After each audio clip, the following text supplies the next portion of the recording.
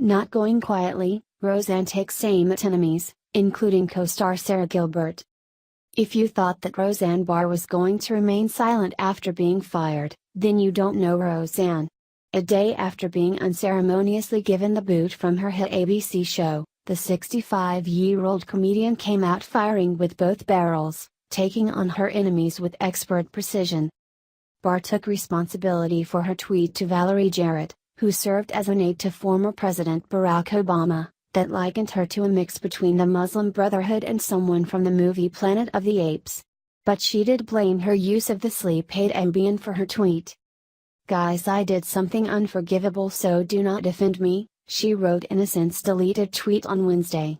"It was 2 in the morning and I was Ambien tweeting, it was Memorial Day too. I went too far and do not want it defended, it was egregious, indefensible. I made a mistake, I wish I hadn't, but don't defend it please. I think Joe Rogan is right about Ambien," she said. "Not giving excuses for what I did," tweeted, "but I've done weird stuff while on Ambien, cracked eggs on the wall at 2 a.m. etc." Barr is set to appear on Rogan's podcast, The Joe Rogan Experience, on Friday. Barr also took on her Roseanne co-stars as they threw her under the bus in the blink of an eye. Roseanne's recent comments about Valerie Jarrett, and so much more, are abhorrent and do not reflect the beliefs of our cast and crew or anyone associated with our show. "I am disappointed in her actions, to say the least," Sara Gilbert, who played Darlene Connor on the show, wrote. "This is incredibly sad and difficult for all of us, as we've created a show that we believe in, are proud of, and that audiences love, one that is separate and apart from the opinions and words of one cast member." "Wow. Unreal," Barr responded as she watched a woman whose career she made take her apart. She was equally stunned by a statement from Michael Fishman, who played DJ Connor, who wrote, "Today is one of the hardest days of my life. I feel devastated, not for the end of the Roseanne show, but for all those who poured their hearts and souls into our jobs, and the audience that welcomed us into their home," he wrote. "My character was designed to represent the inclusive nature of my views. To represent portions of society often marginalized. In this moment it is important to be clear.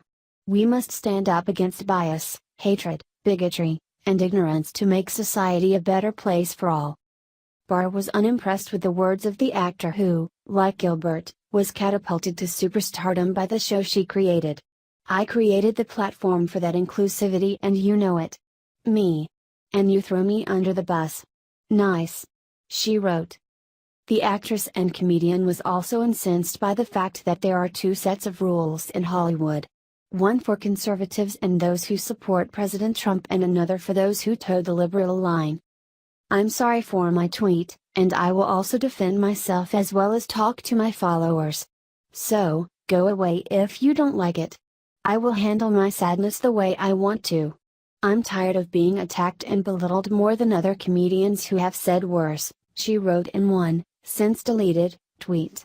"Hey guys, don't defend me, it's sweet of you to try, but losing my show is zero compared to being labeled a racist over one tweet that I regret even more," she wrote in another. The comedian also shared the tweets of others who highlighted things other famous people have said. People whose careers have not been destroyed for what they did. It is understandable that many people found Barr's tweet offensive. Whether she meant it as a race quip or not, only she knows, but one thing is certain. The amount of forgiveness Hollywood gives someone for saying something offensive depends on how far on the progressive scale their politics are.